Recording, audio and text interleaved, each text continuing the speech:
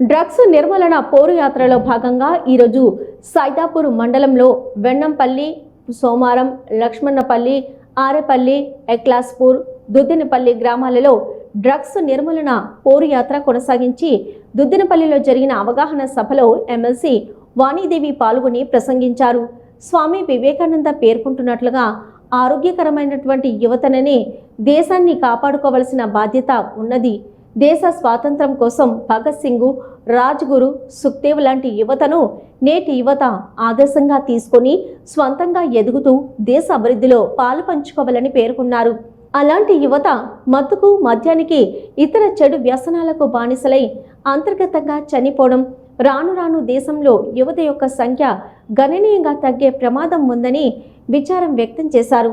యువత లేని దేశం వృద్ధాప్యంతో ఉన్న ముసలి వల్ల శత్రు దేశాలకు ఒక అవకాశం కల్పించిన వాళ్ళం అవుతాము.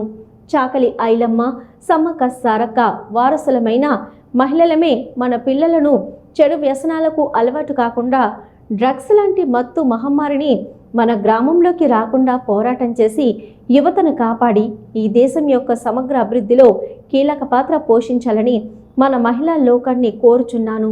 ఈ కార్యక్రమంలో ఏపీఎం చెన్నపైన కుమారస్వామి, జేఏసీ హుస్నాబాద్ నియోజకవర్గ చైర్మన్ కవ్వ లక్ష్మారెడ్డి, జేఏసీ కోఆర్డినేటర్ జాగల సారయ్య, ఎదిలాపురం తిరుపతి, అంబేద్కర్ సంఘం రాష్ట్ర ప్రధాన కార్యదర్శి చేప్యాల ప్రకాష్, ఎంఆర్పీఎస్ నాయకులు మాట్ల వెంకటస్వామి, మాదిగ, జేఏసీ మండల మహిళా నాయకురాలు గాండ్ల పద్మ, బీసీ సంఘం నాయకులు వేముల జగదీష్, పెట్టం కుమారస్వామి, తాళ్లపల్లి ఆశీర్వాదం, తాళ్లపల్లి ప్రభాకర్, పోలు ప్రవీణ్, బీసీ నాయకులు సారాబుడ్ల ప్రభాకర్ రెడ్డి, బిళ్ళ వెంకటరెడ్డి, కుమారస్వామి, రాజిరెడ్డి, సుమరపు రాజయ్య, తాటిపల్లి యోగేందర్, మట్టల రవీందర్, ఆడెపు రాజేందర్, సీసల సొమ్ము రజిత, ఇక హరీష్ తదితరులు పాల్గొన్నారు.